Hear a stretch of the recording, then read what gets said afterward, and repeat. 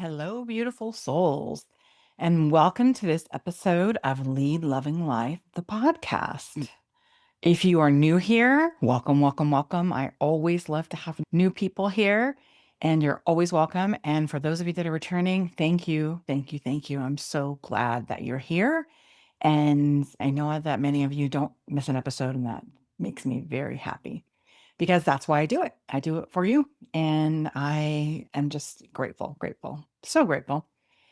Okay, so let's stop with the repetitive words and jump into today's topic. So, right now, energetically, astrologically, whatever the basis, there's a lot going on in the world, in our local communities, in ourselves.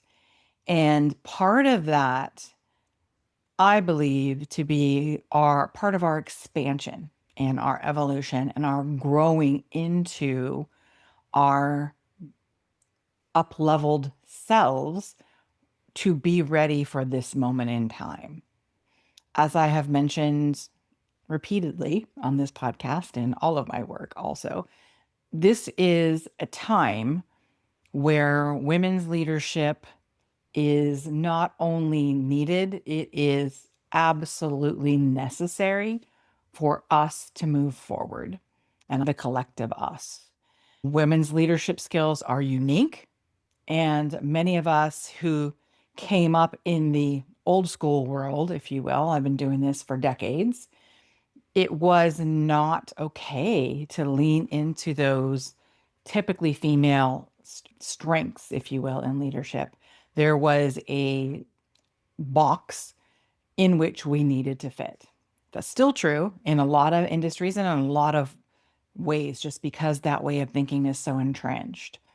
And what I know deep, deep down in my core is that it is time to integrate women's leadership expertise and skills and gifts and being all of who we are in every room that we're in to move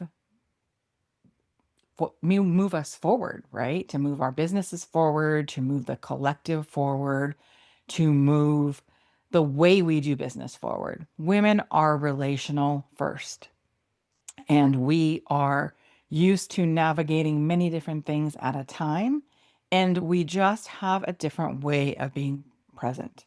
And it makes so much of a difference when you are working with an organization to lean into those things instead of hiding them and trying to fit into the expectation of what a leader looks like. I say no.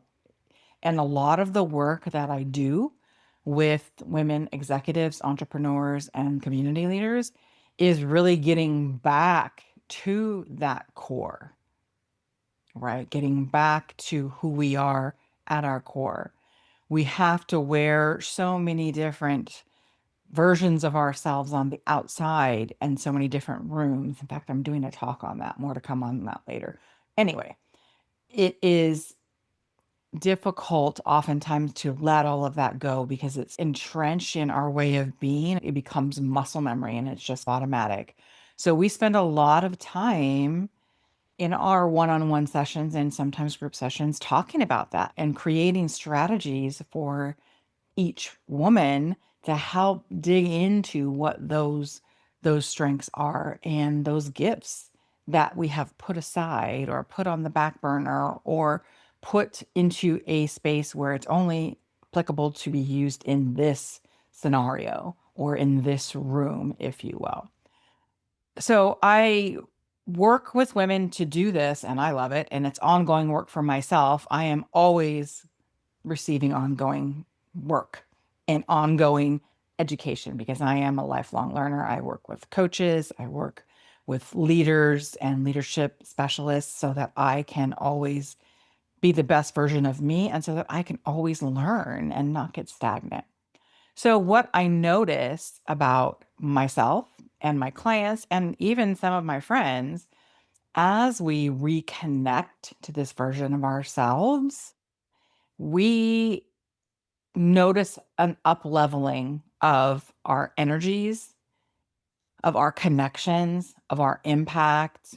And oftentimes, our businesses, clients that we didn't expect to have just show up. Conversations turn into relationships, turn into clients. And at the same time, others fall away, which is hard. When you're an entrepreneur, you really don't want customers and clients to fall away, even when we know in our gut it wasn't the right fit in the first place. As we get further down the path, we can tell oftentimes early enough on not to take on a client because it's not a good fit. And we have those conversations and we move on. We need to do what's right for both of us, etc. As we are going through this expansion and evolution of ourselves and reconnecting to the deepest versions of ourselves to bring out to play, is what I like to say. We bring our best selves out to play. And the ripple effect happens in our professional lives and our personal lives. As we increase our frequency, our vibration, our vibe, however you look at it, it almost becomes unmanageable or offensive to other people. They're like, I don't like this version of you. They don't usually say that. Sometimes they do, but it just becomes evident that in the personal world that the connection is just not there. The priorities are not the same. And some relationships can handle it and some can't. And it's just time to change the depth of the relationship or the frequency of the relationship. And sometimes the relationship falls away, just like the clients and customers that were not meant for us at this next level. So I really wanted to talk about that because I know that we struggle, particularly as women, when we feel like people don't like us. And it is a rare breed that can navigate that without feeling an impact. Do we do it? Absolutely. Do people know that we're feeling that way? Probably not. Inside, though, we may be having some discomfort and we may be having some doubts as a result of these changes. And what I want to normalize and set some comfort levels, or at least reduce the discomfort levels around, is that these shifts happen for a reason. And even though we might not be able to see it in the moment, it absolutely will become apparent later on at some point in time. Sometimes it takes a day, sometimes it takes years.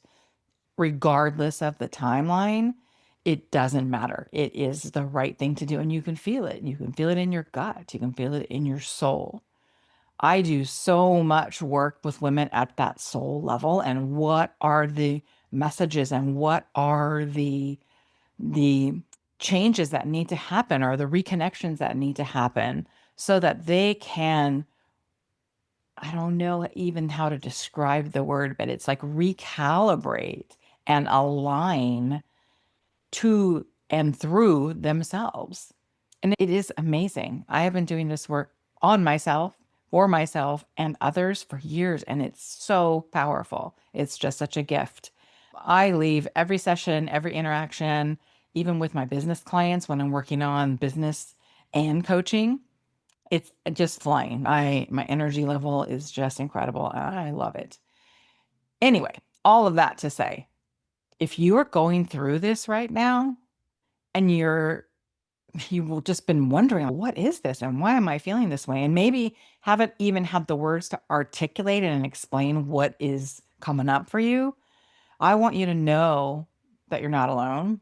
I say that often on this podcast, and especially in these times right now when we feel like that there's just so much external noise and there are so many experts, I'm doing air quotes if you can't see me, trying to tell us the best way to fill in the blank. You need to post at this time on this time and so many times per week and do one reel and five carousels, whatever it is. Or it's like you can't be too much you. You have to fit this script so that people know that you're professional. All of these things. The truth of the matter is people are going to be attracted to you and they're going to want to get to know you and they're going to want to do business with you when you're really you and the depths of you.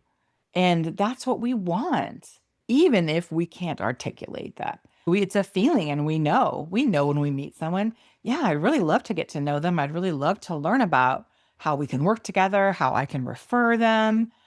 And sometimes it's, oh no, nice to meet you. And you just know. And you may have a cup of coffee with them just to take the next step and get to know them. And then you know for sure, right? And there's nothing wrong with that. In fact, it's the way that I believe it's meant to be. There are people that we are here to connect with and to serve, and there are people that other people are here to connect with and serve. It doesn't mean anything's wrong. It means we are here to connect with and meet our people, not take other people's people and shove them into our box or vice versa, right? And for so long, we have been doing that as women. And I feel like the longer that we've been working, AKA the older that we are, the more that this is a challenge, right? I work with most of my clients are 40 and older. It's not coincidental. And I do work with younger women. That's just the majority of them. And I really believe that it takes a while to not only recognize and appreciate that we were fitting into someone else's box, following someone else's script, and then say, hey, how do I get myself back? And how do I even reconnect to all of that? I used to be able to XYZ, right? I used to feel so great when I got up in front of a room and I led a workshop. And why don't I do that anymore? Oh, because I wasn't the right person at my old company, whatever.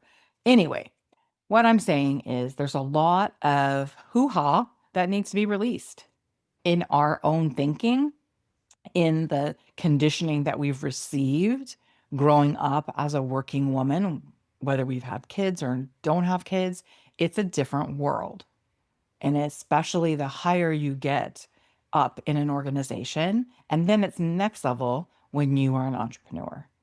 And I believe that entrepreneurialism is a 100% self growth, personal expansion game because every level of our business opens up a new layer of our own stuff, if you will.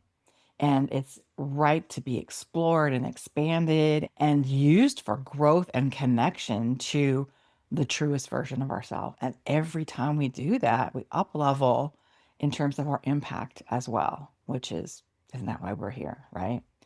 So I really wanted you to know today that you're not alone. If you're feeling these things and you're clear about what you're feeling, this is a voice to say you are not alone and let's talk. And I'm happy to share resources with you. I'm happy to just be a sounding board. You can DM me on Instagram. You can email me. All of the stuff are in the show. All contact information is in my show notes. And also, if you haven't been able to articulate or identify the feelings and the discomfort and all of the things, what this can help you, I believe. I believe it will at least give you the idea, hey, yeah, I never thought of it that way. I never thought of these changes that are happening in my business and in my life as a good thing. I just am freaked out about what's wrong with me. And oh my gosh, I hear that so often. What's wrong with me? Why aren't they calling me back? Or why are they saying these terrible things to me? And why are they not wanting to do business with me? And, oh, were they a good client? No, not really. Okay. Were they a great friend? Did you talk to them deeply? Did you share a lot in common? No, not really. And then there's a pause, right? Oh, I get it.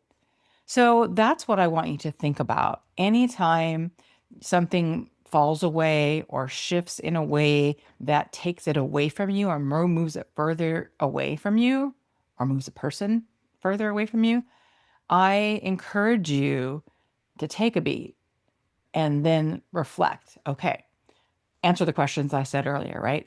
Were we a good fit? Did we have this deep, meaningful relationship? Or was it something that I just carried on as a space filler? Or you've drifted apart? Same thing with the client. Was this a great client? And did I do something wrong? Or is it like, well, we had been not seeing eye to eye anymore, or it wasn't a good fit from the beginning. So I encourage you to look at those things and look at them as they are in your life, right? It's not anything wrong with you. It is you expanding and evolving and growing and not having the same happening around you all the time with everybody. And that's okay. We are not for everybody, thankfully. Just think that would be just a mess. So we have our people, which are our friends, we have our businesses and people that are our clients and customers. And the more that we stay aligned with ourselves, the more deep connections we will find in relationship and the more perfect for us clients and customers will come to us and we will attract. So I want you to remember that as you're feeling discomfort, even if you're identifying this and happening, these specific scenarios happening in your life, know, especially them, right? Again, there's nothing wrong with you. You're growing, you're expanding, you are shedding outdated versions of yourself.